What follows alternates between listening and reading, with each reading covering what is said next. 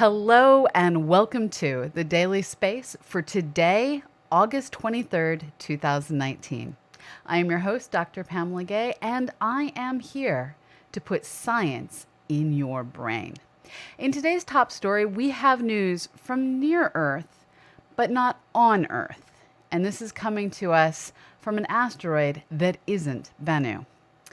In October 2018, the German Aerospace Center's mascot lander descended from Hayabusa 2 to the surface of Ryugu, where it bounced around for 11 minutes, taking images at every turn and tumble.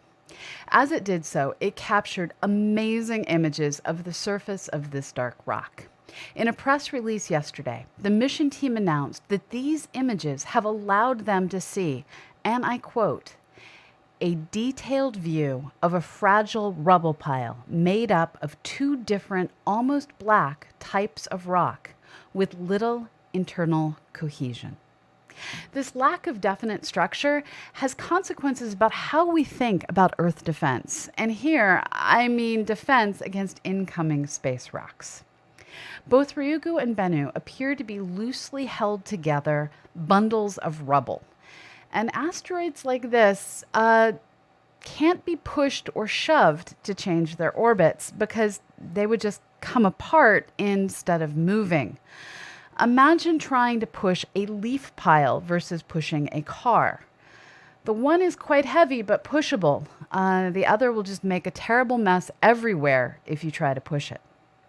In the case of Ryugu, we may actually be looking at the carnage left behind from the collision of two objects of two different materials, or the shattered remnant of a single object that got shattered and came back together with inner and outer materials of two different kinds of rock getting mixed together.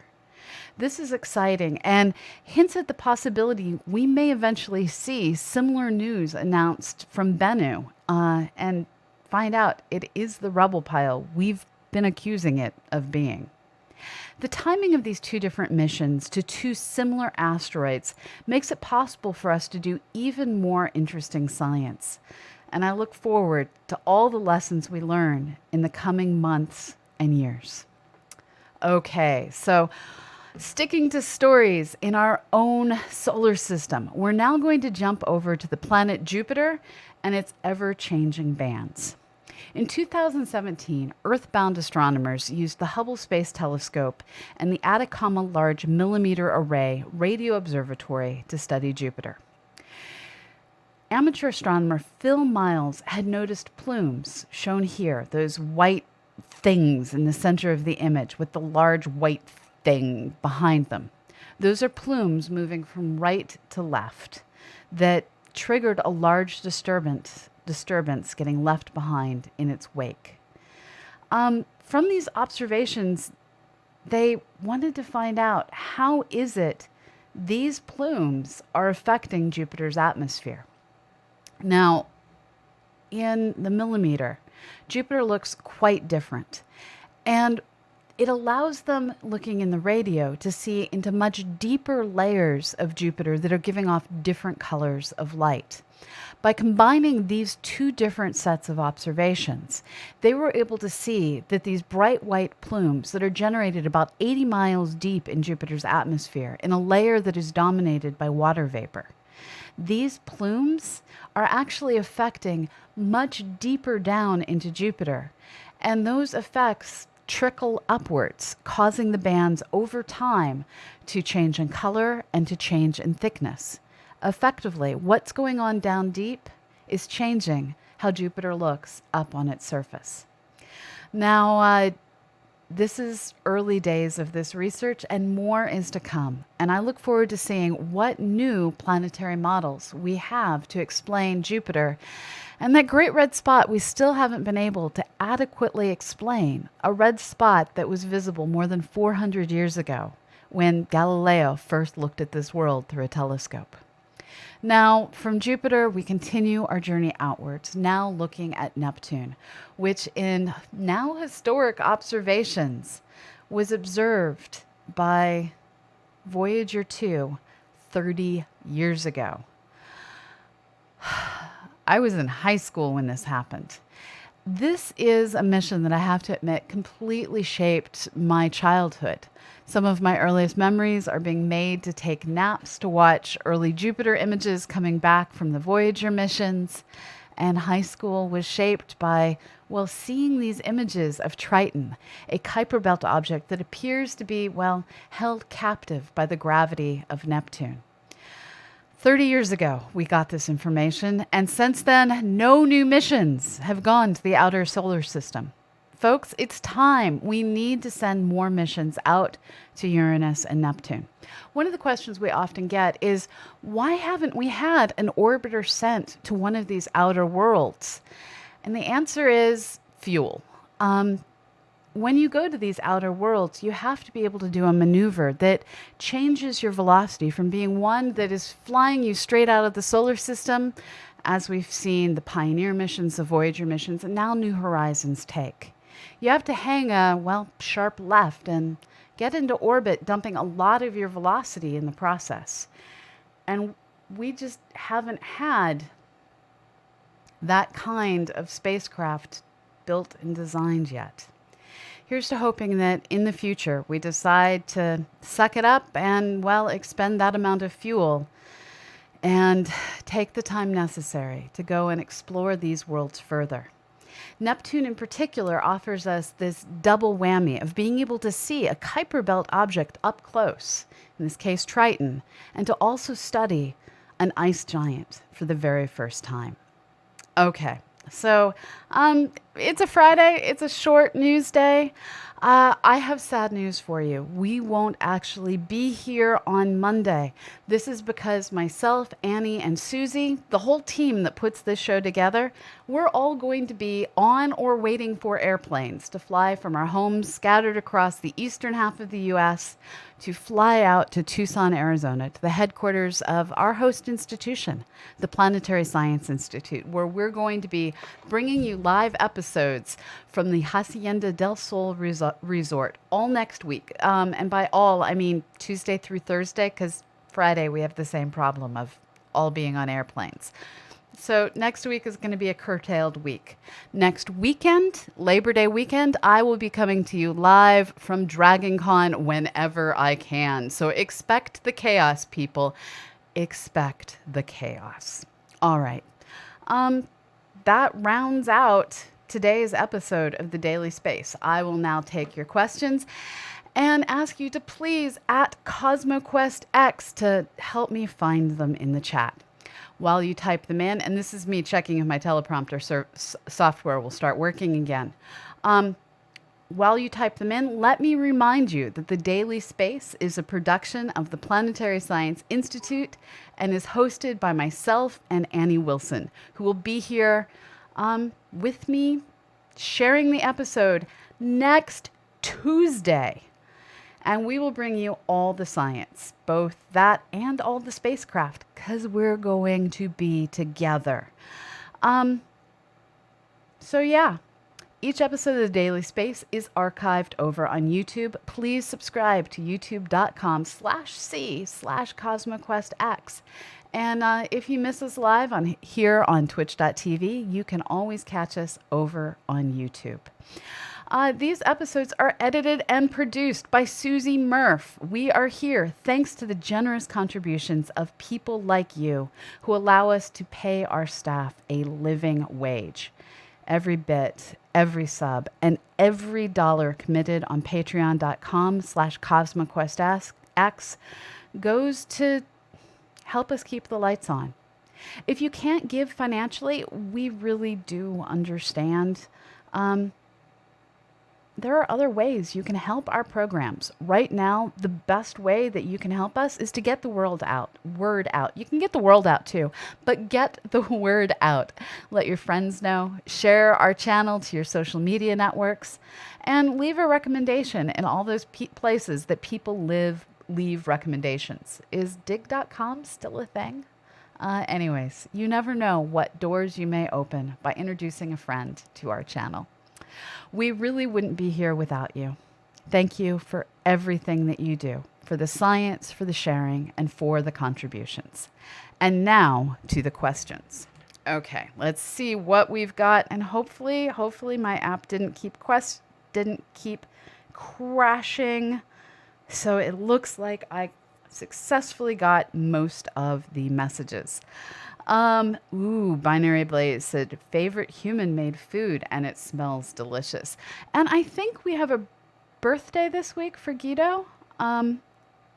Guido, what are you eating? You had a birthday a couple weeks ago. I'm misremembering. Thank you for the sub, Guido. Thank you for the sub. Yes, Eddie is totally sleepy today. He really hasn't moved since the pre-show.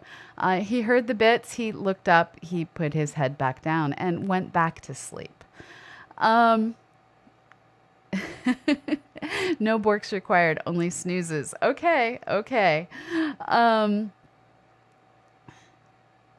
Binary Blaze asks, I wonder if Eddie chases tennis balls in his dreams without Stella's interference. I posted a video the other day that some of you were able to see of me trying to throw a tennis ball to Eddie and Stella ripping it out of his mouth to bring it back to me.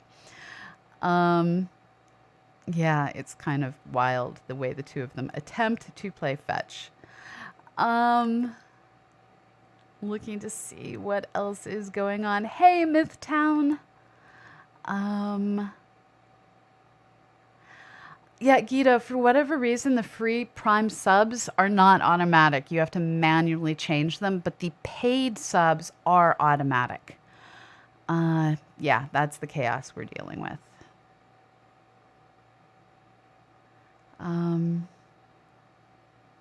And yes, your Twitch Prime subs do us a world of good, Guido.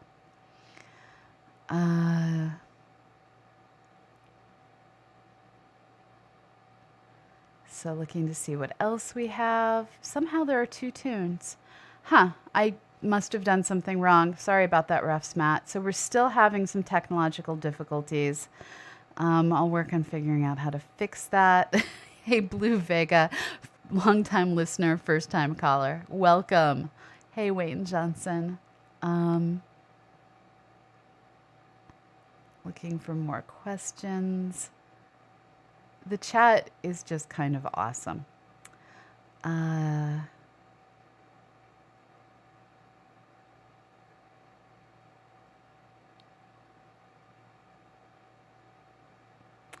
seeing people commenting that they're missing marking rocks over on Bennu. So those of you who are hero users will be asked once the high resolution images are processed to come back and mark more rocks. If you really want to mark more rocks, let Annie and I know, and we will have the team look at your images if you aren't already a hero user and see if the quality is such that they want to have you in the next round. I will be working later today to continue to build out the new version of the software, and I'm going to be putting together a user profile area as well as an ability for you to look at the images that you have already marked. Falco's like, next week, Dr. Pamela will use paper.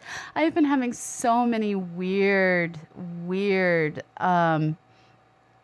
issues with technology this week. I'm so sorry. Hey, Susie, I'm glad to hear you're out there. Susie went to the DMV this morning and survived. All hail Susie. Yes, Guido, there are other asteroids than Bennu. And in this case, Bennu and Ryugu are very similar rocks. CosmoQuest will be there. I need to find out if Nicole's going. Yesterday was a total catch-up day after 91 days of marking rocks on Bennu and working to keep the site going. So I only yesterday looked at my schedule for DragonCon, and I have yet to look and see who else is there. I'm going to be packing at some point. I will probably be tweeting pictures of a bed piled in cosplay. So stay tuned. Good things are coming. So RefsMat makes a good point about going to visit outer worlds. He says to get a craft slowed down by a gravitational slingshot by an external planet. It helps to fly over the sunward side of the planet. That induces a right turn that robs velocity from the spacecraft and gives it to the planet. So yes, I was wrong. You want to do a hard right, not a hard left. Guido has soup just left over. So I'm going to go have soup and, well, not soup. I'm going to go have stuff that could be made into soup, but I'm going to make it into an omelet instead, because you can solidify soup by adding eggs. And that shall be my lunch. Adam Altogether asks, Hacienda del Sol, do they have cocktails? Yes, they do. They have very expensive cocktails, though. So we shall see. Larry points out, I need but a long enough lever and a place to set it to move the world. In this case, we just need one long enough to move a spacecraft, but it's still hard. A place to stand. Yeah, I knew what you meant. Let's see what else is in here. I'm not really seeing any questions today. Yes, DPI, you can phase change soup from a liquid to a solid by adding eggs and heat. It is chemistry. So yeah, that is all we've got for today.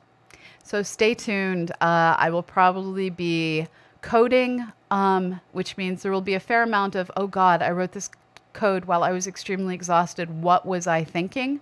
But I think we're in a good place for today.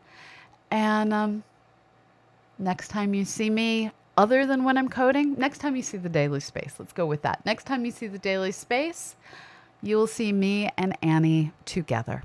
So thank you all for being here, and I will see you when I see you. I'm now going to try and start the credits from across the room. And wow, I totally forgot to reset the slide area of Wirecast, and you're seeing something really stupid today. I'm so sorry about that. Yay, bits from Veronica. Thank you so much. And thank you all for dealing with all the tech problems this week. I promise things will be better later. Okay, so let's see. Where is... Oh, man. So the problem I'm running into is my computer is 15 feet away from me. And I've increased the cursor size so I can see the cursor all the way across the room. I need to figure out how to increase more of the sizes. Oh man. And of course, Streamlabs is like, I shall reset. Okay, I'm gonna switch over to the screen for credits in just a moment and then race across the room and start the credits rolling. But before I do that, I just wanna say one more time. The Daily Space is a production of the Planetary Science Institute. We are, in this very awkward slide, brought to you by myself and Annie Wilson as hosts. Each episode is edited and produced by Susie Murph, and we are here thanks to you. Thank you for all that you do. Thank you for your bits. Thank you for your sharing. Thank you for your science. And wherever you are in the world, have a fabulous morning, evening, or afternoon. And I will see you all on the other side. Bye-bye.